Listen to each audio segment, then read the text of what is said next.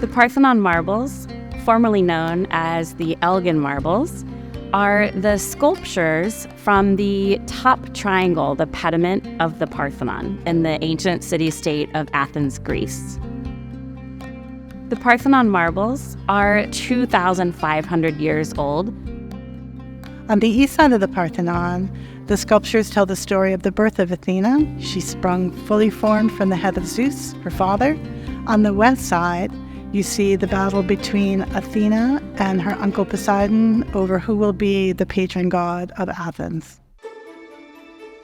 Here in Nashville, we have a set of plaster casts of these sculptures. And we're looking to update how we tell their story. So the conservation project that we do in 2023 will help visitors understand the important artistic and educational value of the casts.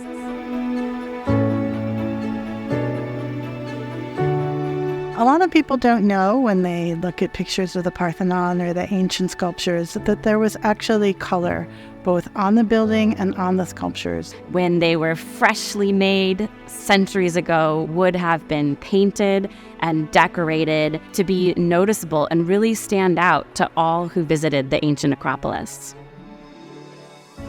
The original marbles are scattered all over the world. Some of them are at the Acropolis Museum in Athens. There are some at the British Museum in London and the Louvre Museum in Paris. The Parthenon gets over 350,000 visitors from all over the world every year. And our casts are a way for these visitors to see what the original Parthenon marbles looked like. Because casts provide so much valuable information about originals, they are useful to scholars and students. Casts enable you to look at sculptures from around the world when you might not be able to see the originals. So you can look at lots of different examples of sculpture from different periods and from different locations, which can obviously be really helpful as a learning experience. So one example here in Nashville is the way that the sculpture of Poseidon brings together the chest fragment and also the fragment of the back, which are found in two different collections in the British Museum and in the Acropolis Museum, and they combine them together in one cast so that we can see that sculpture more completely than you can actually see with the original. The Nashville Parthenon has a complete set of casts of the pedimental sculpture of the Parthenon. These were used in the recreation of the pediment on the exterior of our building. It's a really scientific way of using the evidence that still exists to create something as accurate as possible.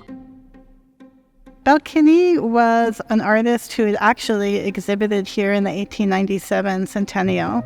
She's well known for quite a lot of sculpture that's in Nashville, and in the 20s, she and her husband, Leopold Schultz, were hired to create the sculpture for the Parthenon. This was a huge undertaking because only fragments remain, and some major portions of the sculptures have been lost completely. Belle Kinney and Leopold Schultz also incorporated the research they had done from the set of drawings done by the Frenchman Jacques Carry. The best available source for any image of how the Parthenon sculptures looked before they were blown up by General Morosini.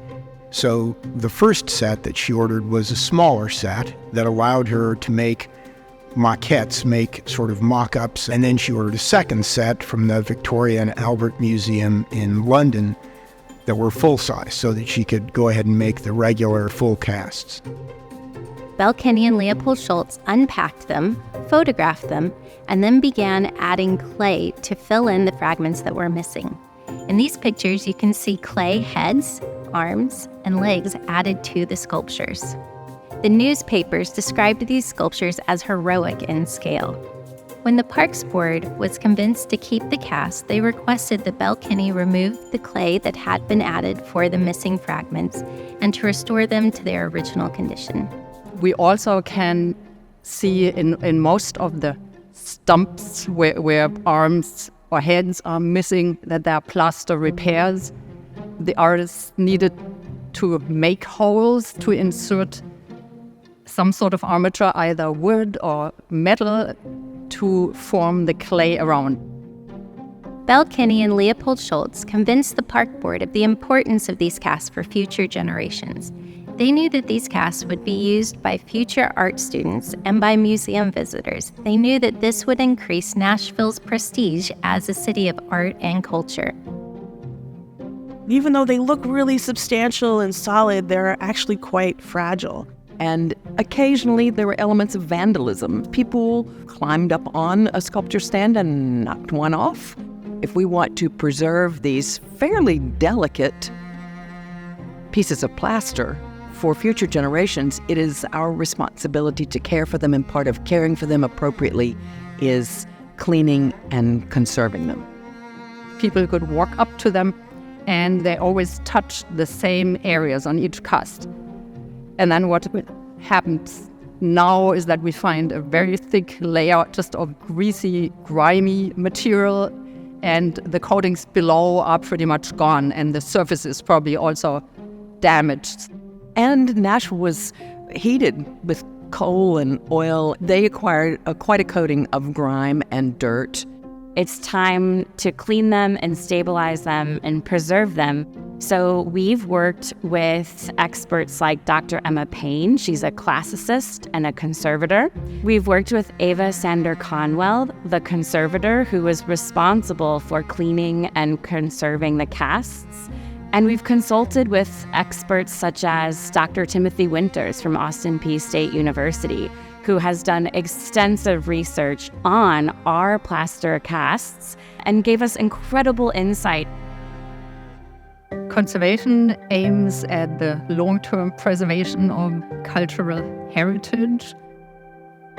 After this sort of gathering the historic information, the fabrication information, I also took samples, very small samples, 2-3 millimeters in size, of mostly the surface with a little bit of plaster.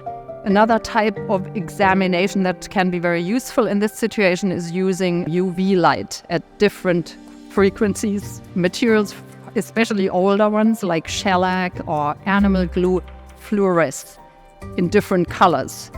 On top of the layers that the artist put on is usually soil, very black, sooty stuff that we think comes from the heating system that was installed, a coal-fired system installed in 1941. Some parts of the cast will clean up very nicely, and then other areas not at all.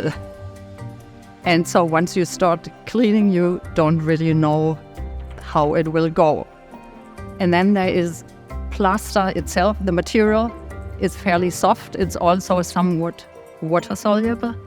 And so one would want to use as little water as possible.